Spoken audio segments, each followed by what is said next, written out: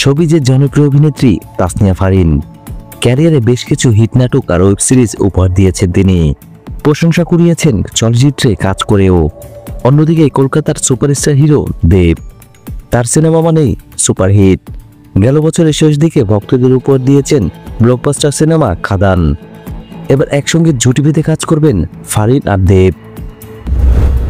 নতুন বছরের শুরুতে নতুন এক সিনেমার ঘোষণা করলেন দেব।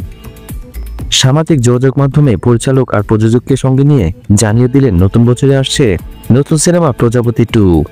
দেব লিখেছেন, 24-এর না বলা কথা বলা হবে 25-এ।